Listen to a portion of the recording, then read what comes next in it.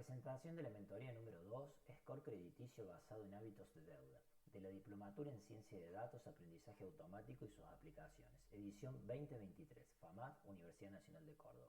Nuestro mentor es Cristian Giopone y el grupo número 1 está integrado por Apra Martín, Giancarini María Azul, Morán Mauricio y Sánchez Héctor.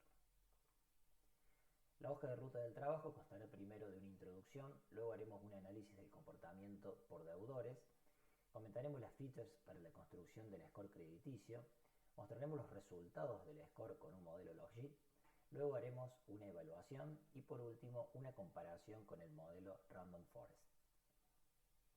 Recordemos que el objetivo de la primera entrega fue analizar la estructura del endeudamiento del sistema financiero argentino.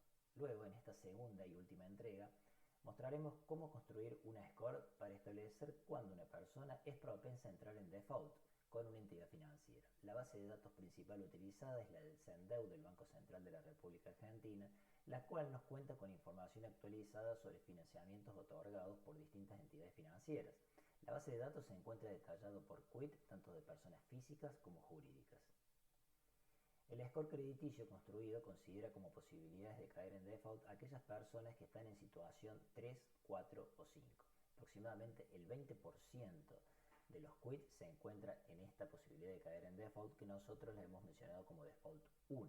El otro 80% está en default 0, es decir, no tiene riesgo de caer en default. Recordemos que las situaciones van del 1 al 5, siendo la 1 la de menor riesgo, que tiene un atraso menor a 31 días, llegando hasta el nivel 5, considerado ya irrecuperable, con un atraso en la deuda mayor a 365 días. Al ser un data frame tan grande, una de las formas que tuvimos de aproximación a los datos fue seleccionar algunos casos que nos permitieran entender un poco mejor cómo funcionaba el proceso de tomar deuda. Para esta presentación seleccionamos 3 quits que ilustran 3 distintos procesos de toma de deuda.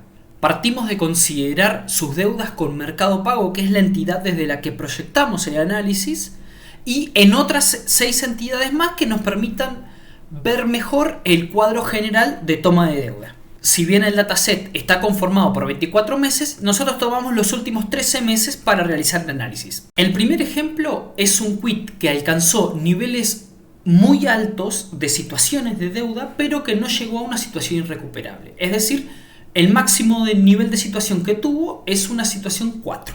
En el cuadro de arriba tenemos las situaciones por periodo, por mes en este caso, siendo SIT 0, la situación 0 la más actual, y en el cuadro de abajo tenemos los montos para cada una de esas situaciones en miles de pesos, siendo monto 0 el más actual. Lo que observamos en este quit en particular es que prestó especial atención a saldar sus deudas con los bancos privados y públicos y dejó en un segundo lugar el resto de las deudas. Si miramos la fila que corresponde al proveedor no financiero de crédito, es decir, a Mercado Pago, vemos que alcanzó una situación 4, es decir, de muy alto riesgo, pero que el monto de deuda era solo de 1.000 pesos. El ejemplo número 2 nos sirve para ilustrar una situación de deuda en general ordenada, pero que con un proveedor no financiero de crédito ha alcanzado situaciones irrecuperables. Luego, cuando vamos a mirar la fila que le corresponde a ese proveedor no financiero de crédito, vemos que en realidad han sido montos bastante bajos para el resto de los montos que ha tenido. Es decir, no prestó especial atención a saldar la deuda de este proveedor no financiero de crédito. Este quit en particular mantuvo al día sus deudas más grandes. El último caso ilustrativo que tomamos es el ejemplo número 3. Es un quit que ha tenido un historial de deuda muy ordenado, siempre saldando sus deudas y pagando en tiempo y forma. Si miramos los montos de deuda de este quit y los comparamos con los ejemplos anteriores, notamos que estos montos son mucho más elevados. Sin embargo, como en los últimos 13 meses siempre mantuvo situaciones de deuda en nivel 1, nos da la pauta de que es un quit que tiene no solo altos ingresos, sino ingresos constantes, lo que le otorga previsibilidad para pagar sus deudas. Entre el monto 4 y el monto 3, para la fila del proveedor no financiero de crédito, notamos que tomó deuda por 62.000 pesos. En general, Mercado Pago no suele prestar estos montos a no ser que se trate de una persona que tiene un buen historial pagando sus deudas. A la hora de construir un modelo que permite clasificar si los quits entran o no en default, debemos en primer lugar definir un conjunto de variables explicativas, características o features. Para ello, en principio decidimos recortar el horizonte de tiempo del dataset, donde en nuestra base de datos contaba con 24 meses, pero decidimos trabajar con los últimos 12. Es importante aclarar que si bien el tiempo está en la base de datos, no se trabaja este problema como una serie de tiempo. Estas decisiones han sido tomadas para simplificar el análisis. De esta forma construimos la variable objetivo que clasifica entre default y no default utilizando los últimos 2 meses de la base de datos, febrero y marzo 2023, y los restantes meses para la construcción de las features. Entre las variables features que consideramos se encuentran género, edad, montos de deuda mínimos y máximos, proporción de deuda tomada con la entidad 55311, cantidad de entidades con las cuales se mantiene una situación en peligro de caer en default, y además hemos considerado otras variables que son tomadas en dos periodos extremos de tiempo, enero 2023 y marzo 2022, y el cambio de estas variables. Considerando el conjunto de datos, procedemos a entrenar a nuestro modelo con una regresión logística o logit. Los resultados del modelo nos indican la probabilidad de que los quits caigan en default. De esta forma obtenemos el score simplemente multiplicando estos números por 1000. Para analizar los resultados del score con un modelo logit, simplemente hacemos un histograma de frecuencias. En particular, vemos que existe una mayor concentración de quits con score igual a 0, pero si recortamos este histograma para los quits con score mayor a 500, vemos una mayor concentración de personas o quits con scores entre 900 y 1000, es decir, que tienen un 90% de probabilidad de caer en default.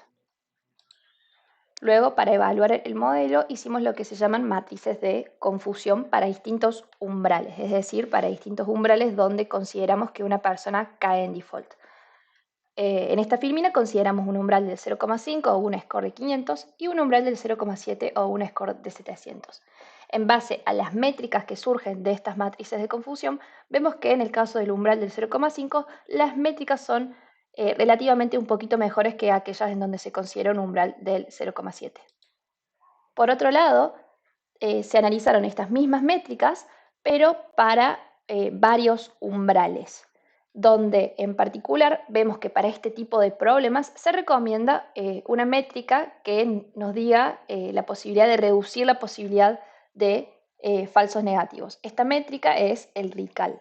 Maximizar el RICAL implica elegir umbrales de decisión más bajos, es decir, como vemos en el gráfico, menores a 0,4. No obstante, elegir umbrales de 0,4 indican que aquellas personas que tienen un 40% de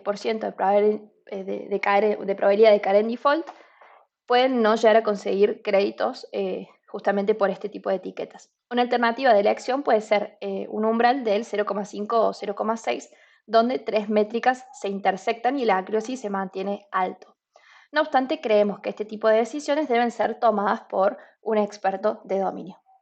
En esta diapositiva se observa la curva ROC obtenida por el modelo de regresión logística, la cual muestra un comportamiento realmente muy cercano al teórico, con un área por debajo de la curva muy cercano a 1 de 0,9887. Esto nos indica que este modelo posee una gran capacidad discriminativa.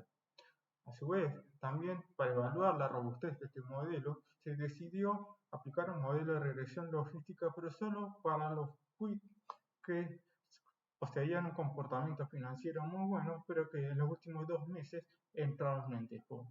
Se observa que para este caso, la curva ROC también es realmente muy buena, con un área por debajo de la curva también muy cercano a 1.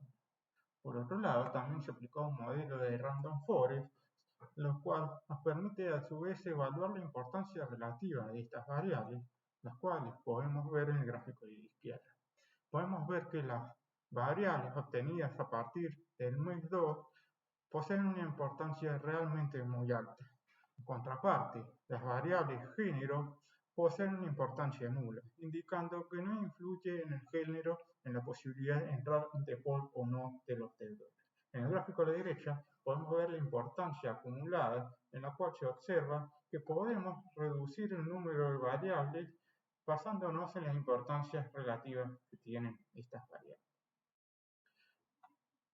Comparamos las áreas bajo la curva obtenidas para los distintos modelos, observamos que el Random Forest es el modelo que mejor ajuste obtuvo, seguido del Random Forest en el que se aplicó una selección de variables. En esta selección de variables se decidió filtrar las variables con importancias relativas menores al 0,025. Y por otro lado, obtenemos las regresiones logísticas tanto para el dataset completo como para los casos marginales, obteniendo en todos ellos realmente ajustes muy buenos. Además, evaluamos si la regresión logística incurre en sobreajuste, lo cual no encontramos evidencia usando variación cruzada, y además se aplicó un segundo modelo de regresión logística utilizando penalidad del tipo L2, pero no se obtuvieron resultados muy diferentes. El grupo 1 les agradece su atención y esperamos que les haya resultado muy interesante. Hasta luego.